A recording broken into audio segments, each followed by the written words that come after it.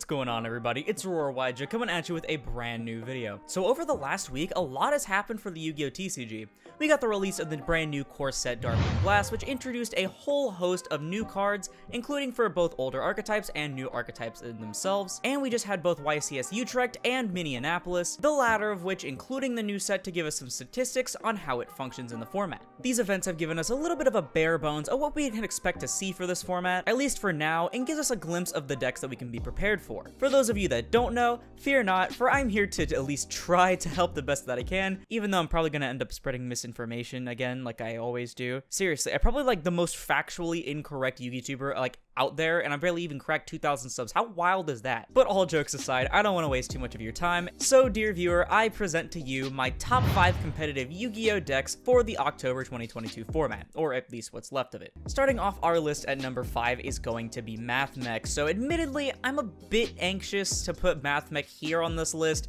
especially given the release of the new Bestial cards out of Darkwing Blast, which can banish the power cards such as Sigma from the graveyard to prevent the deck from extending too much.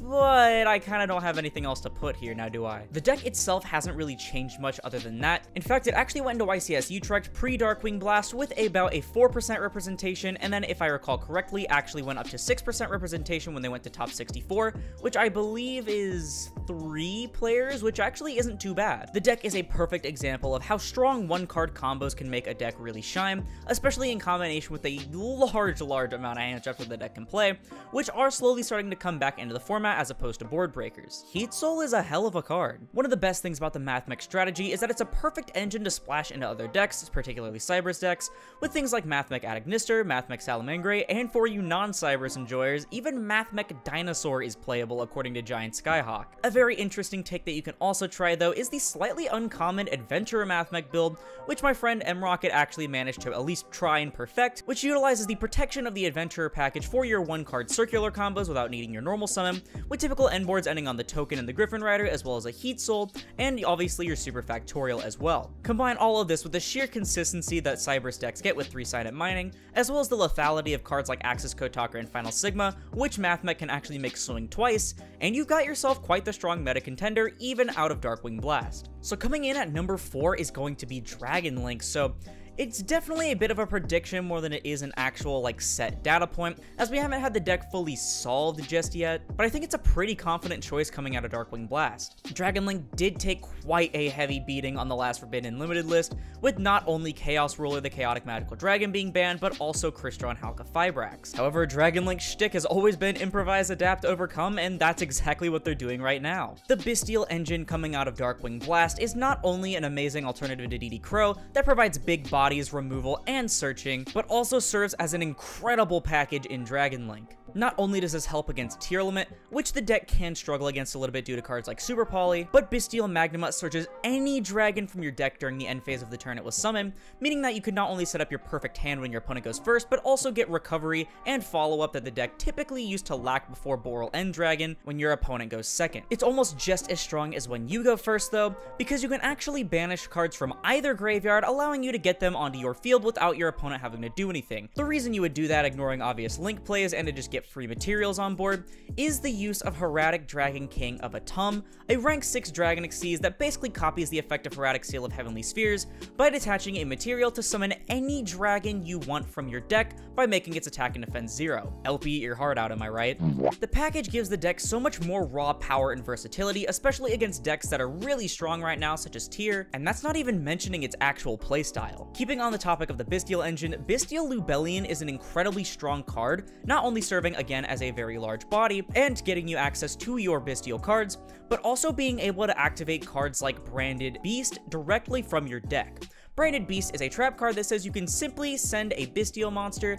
you control to the graveyard to pop a card on the field, which serves as really good removal, especially through board breakers like Dark Ruler. The Adventure engine, even ignoring the slowly fading out of popularity Nibiru, is still an incredibly strong package for the deck, not only giving you that extra blanket of protection with the Griffin Rider and extra bodies due to it, but also being able to dump free cards into your graveyard off the Fateful Adventure. Cards like Starliege Stafer are still an amazing one-card combo into end boards such as Borreload Savage Dragon dragon on top of a Borderland dragon, and depending on your hand can also include your branded beast, as well as Heraldic Seal of Heavenly Spheres or even IP Masquerena to out things like that pesky set Alabaz maneuver from branded decks. Overall, Dragon Link is definitely doing just fine even after the last Forbidden Limited list, and with the release of the Bestials, it is going to be quite the strong deck to look out for in the future. For number 3 on this list, we have Fluanderies. Now, if you're still one of those people that's under the impression that Flunder is a rogue deck, please, seek serious help. I've been asked a few times, what do I think makes up a meta deck? And I've said usually a lot of 1 to 2 card combos, as well as having heavy follow-up and recursion, and Flunder falls perfectly under those categories. With just a single Rabina accessing you M-Pen, as well as either a Barrier Statue lock or a Rise Up bounce depending on even if the rest of your hand is bad, all the follow-up you could ever dream of, and super easy access to your 1-card combos off the ability to play Prosperity and Duality at 3 in your deck, there's absolutely no reason to not call Flunder a meta deck right now. The main weakness of the deck tends to be hand traps, which admittedly are coming back into the format, particularly Ashe and Imperm, but the deck actually has ways to play around and through both. For Ashe, several Flunder players are actually using a very small Simorgh package, utilizing Simorgh Bird of Protection and the Field Spell, which lets you not only chain block using Bird of Perfection, but also lets you normal summon for 1 less tribute and get an additional normal summon period off the Field Spell, making you not only just able to play through Ash Blossom, but also get a little bit of extra advantage there if you don't have access to your magnificent map. For Imperm, Book of Moon is still a pretty popular choice, but the deck also has its own native out in the form of Advent of Adventure, which not only dodges Imperm, but gives you a bunch of extra setup that you wouldn't have had before, and gives you a really cheesy way to win in time. Seriously, why does this card make you gain 500 life points for no reason? It's also an incredibly dirt cheap deck aside from the Advent itself, with the Megaton reprinting almost everything in the entire deck, meaning that anyone that's willing to shell out the 25 copies per quick play spell is able to play a super strong deck, without breaking the bank for some of the other choices on the list. One of the best parts about Fluanderies isn't even any of the things that I mentioned, but the fact that it's arguably the strongest deck to utilize Dimension Shifter this format. Of course, Dimension Shifter is essentially a turn skip for most of the top strategies right now, especially Tier Lament, which is where it truly shines in its matchup, and not to mention Ryza being able to stack the Shifter back on top of the deck again, Shree being able to banish it so you can activate another one in your hand, and Toucan able to add back any of your banished Flunder cards, including the back row that were banished off the Shifter. The card practically helps the deck more than anything. Combine this with the fact that literally every other deck in this list will probably die or at least have a very hard time dealing with Shifter, and I guess you could say,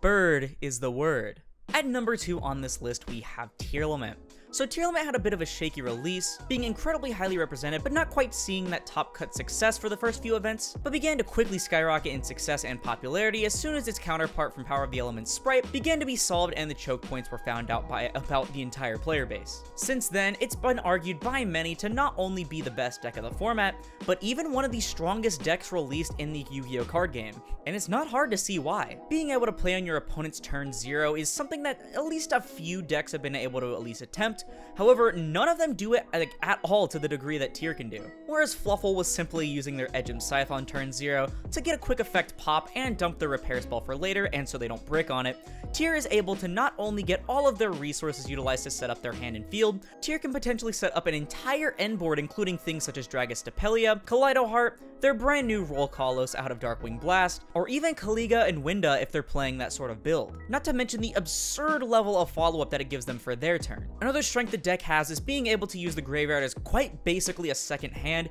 even more so than other graveyard decks in the past have been able to do. Negating a Tyr's first effect and destroying it is a huge risk when playing against the Tyr strategy, especially because that could end up giving them not only more advantage in general by being able to fusion summon, but also being able to let Kate Kalos mill 5, which basically means you're fucked. You can't even pop their biggest boss monster, Kaleido Heart, because then they'll just dump something from their deck, revive it, trigger its spin effect if it hasn't been used already, and get another fusion summon off the thing they dumped. Even their own disruption traps give them more advantage by sending a monster from their hand, deck, or field in order to use the effect, so not only are they getting a flip, a negate, you know, whatever, but they're getting, guess what, another fusion summon on your turn. Tier Lament also has the element of surprise, you could call it, by the sheer amount of different variants that you could play, meaning that all the engines makes it nearly impossible to sit down and see your opponent activate a tier card and know exactly what one they're on. I could sit here for probably hours just ranting about all the different ways that you could play the deck, deck,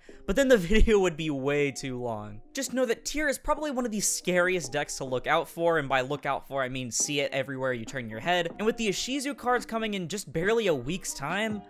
it could very well overtake the next spot on this list. Before we get into the number 1 pick, I do just want to say, if you have enjoyed the video so far, please be sure to leave a like, as it helps put this video and the channel into YouTube recommended, and it shows that you guys enjoy this type of content, because sometimes, if the video doesn't do too well, I kind of consider whether or not I should stop doing this kind of stuff. I mean, you can probably tell that, considering that it's almost the end of October and I'm doing an October list. But showing your support means that I will continue to make videos like this for you guys to enjoy. Also, if you really like this content and you want to see more like it, I try to make a top 5 list at least every other month, and then I make stuff like tier lists every single month and a bunch of other competitive content like that. Then perhaps consider subscribing, because we hit 2,000 subscribers by the end of 2022, which was our goal, but at the rate we're going, we might be able to actually hit 2,500, so that's going to be the one we're shooting for next. Plus, it's absolutely free and it supports the channel more than anything else. It'll cost you nothing to support the channel directly and boost the numbers up to get this out to more people. But with that out of the way, let's go ahead and get right into our number 1 pick. Finally, my number 1 competitive Yu-Gi-Oh deck for the October 2022 format is,